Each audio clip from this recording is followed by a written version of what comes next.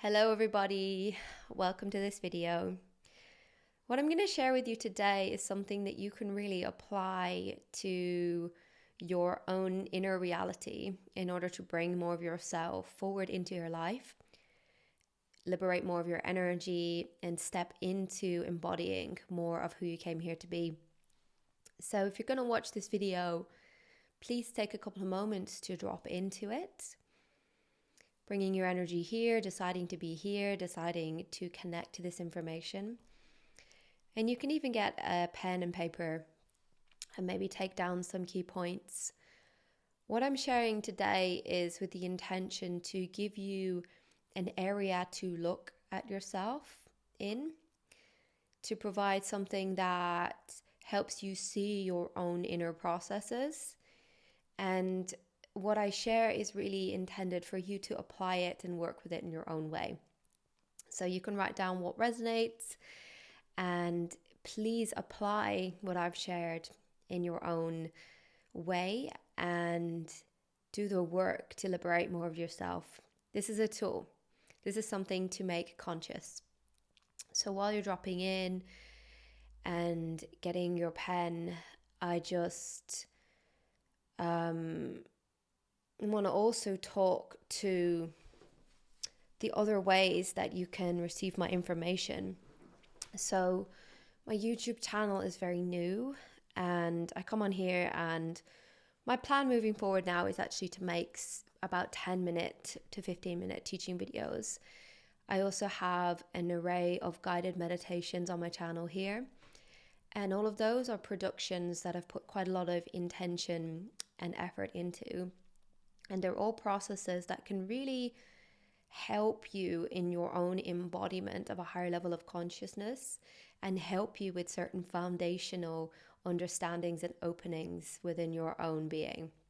So you can have a look at those. On Instagram, I share more short form content. My Instagram is kellybroderick_. You can follow me there. And also another place I share amazing information is my newsletter. So you can find that through my Instagram and the link in my bio. I'll see if I can leave a link on my YouTube channel, but I don't know if I can. And what I share in my newsletter is long form content. And I put quite a lot of energy and intention into this. And it's something that you can really sit with and go through and connect with. And yeah, it's my intention is for it to take you on a journey deeper into yourself, but also to provide you with certain tools or perspectives, inner standings. I don't think I've ever actually used that word, but yeah, it can also activate. So if you're interested in receiving that, please subscribe to it. Coming in the future will be weekly newsletters, which will be more mini sharings. But yeah, the end of the month newsletter is really the longer thing. So what I want to talk about today is a really important inner process to make conscious. Now, I think it's important that we connect, first of all, to the potential of illuminating the inner processes inside of ourselves, because as we can illuminate them, our energy is no longer unconsciously moving in that direction. So I'm not talking about inner processes as in emotional processes and those kind of things. I'm talking about the way when energy moves down into you, what happens to that energy, that stream of your consciousness, before it moves outwards from you. Because we are these conduits, we are these channels, and we are here to express and to send energy outwards through our being. So when you can understand the inner processes, you can be able to send forth and to stream a greater concentration of what your soul actually is. And this energy doesn't get so diluted and refracted and affected and altered by the things that are within your field, usually your mental field. So this inner process I want to bring under the microscope today is the process of identification. Now, we can identify with thoughts, sensations, emotions, belief systems, our circumstances, and we can also identify with senses of self or perspectives or views that we are certain selves. Now, I think it's important that you take note of those two ways that you commonly identify. So, to the objects, either within yourself or that you perceive externally, and also a sense of self. When we can be more conscious about this process of identification, we find that we will not be collapsing our energy into a certain perceived paradigm of existence, and as a result, altering our energy, making it smaller. We can actually have a bit more distance from the process that our human is moving through. And we can have a lot more liberation to expand and to change quicker, and for us to be able to evolve more fluidly, more fluently, because it is inevitable that you are going to go through a process of shedding your skin. You're going to go through this process time and time and time again. Shed your skin or grow new wings, burst into flames, rise from the ashes. We are beings of transformation, and it's inevitable and it's always happening. And we're not here to try to become this perfected version, because that is just an idea of the mind. It's just dualistic, that notion. What we're actually here to do is to continue this movement, this evolution of our own consciousness. So the aim really is fluidity in this, and the ability to navigate it and to move with it and to allow ourselves to continue to blossom. So as we begin to have a distance from where we're identified, this process can become more fluid. Now, when you identify with something, there is a part of you that is somewhere believing that you are that which you identify with. And as a result, it defines your energy. It is you unconsciously choosing to believe that you are that. And when we're very heavily identified with something, it's really hard to change ourselves. It's really hard to go into that and to shift and change from that.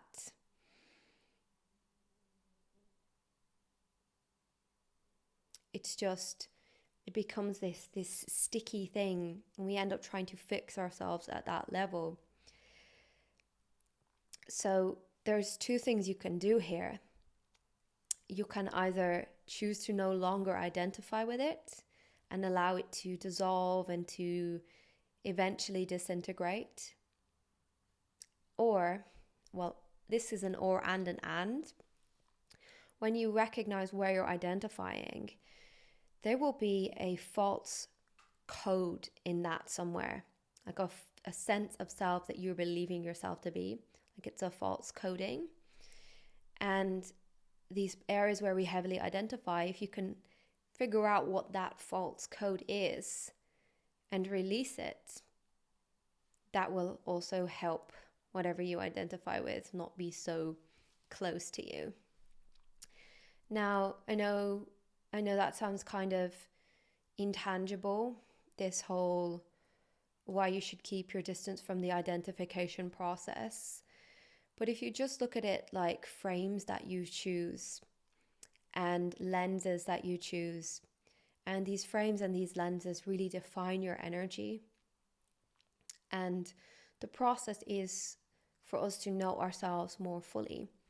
And the places where we're identified is the areas where there's some form of false sense of self that needs to be illuminated in the true light of what you are, for the actual recognition to happen through that, instead of being perpetually caught in the illusion that you are that self with that affliction, with that problem. Because that is what starts to happen if you're very heavily identified with a problem or a pattern. You really project your identity into it and your existence into it, and you make it more real, more crystallized, more set in. and you actually need a bit of distance from it in order to rise above it. It doesn't really resolve it if you bring all of yourself down into that reality. It's just like trying to solve the problem with the thinking that created it.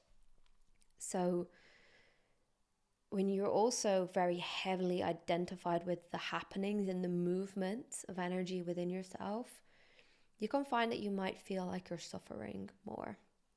Like you're too close to what's happening within your personal self. And it can hurt a lot. And this is something as well to note, is like when you are too closely identified. So I'm kind of saying this non-linearly, but the first step in this is to acknowledge there is this identification happening all of the time. It's a movement of the mind. It's something that just happens. And if you want to start to work with this, you can start watching where you're identified. And then obviously the next step is to stop being so identified with it. So to no longer buy into it, to no longer have that subtle choosing of that, to no longer choose to reinforce that sense of identity. Now, where this can actually be quite powerful, and this is the way that the mind is a double-edged sword, something that can really expand more of our energy and be used to propel us, but it can also really inflict us and hold us back, is every happening of the mind can be used both ways.